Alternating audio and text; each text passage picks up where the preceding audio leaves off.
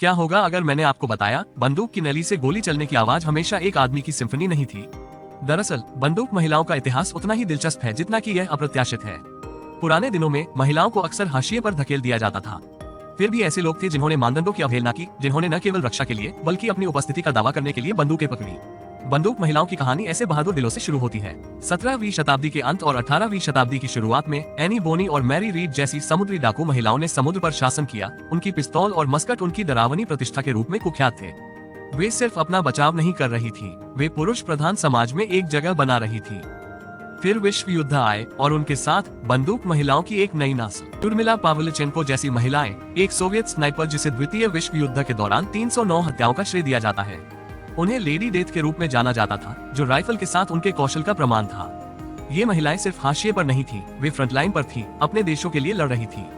20वीं शताब्दी के उत्तरार्ध में बंदूक महिलाओं ने एक नई भूमिका निभाई, जो कि खिलाड़ी थी। निशानेबाजी में 6 बार की ओलंपिक पदक विजेता किम रोडे जैसी महिलाओं ने दुनिया को दिखाया कि बंदूकें केवल हिंसा नहीं बल्कि सटीकता और कौशल का एक उपकरण हो सकती हैं। आज बंदूक महिलाओं की विरासत विकसित हो रही है। कानून प्रवर्तन से लेकर प्रतिस्पर्धी शूटिंग तक महिलाएं आग्नेयास्त्रों की दुनिया में अपनी पहचान बना रही हैं।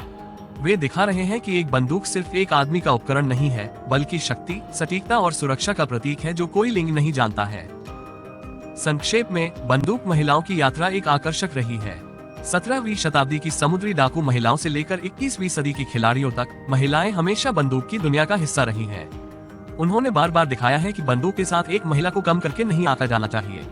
चाहे वो युद्ध के मैदान में हो, वाइल्ड वेस्ट में या शूटिंग रेंज में, बंदूक महिलाओं ने अपनी पहचान बनाई है और इतिहास के पाठ्यक्रम को बदल दिया है। और वे ऐसा करना जारी रखते हैं, ये साबित करते हुए कि बंदूक की नली से गोली चलने की आवाज सिर्फ एक आदमी की सिम्फनी नहीं है, बल्कि एक महिला की भी है।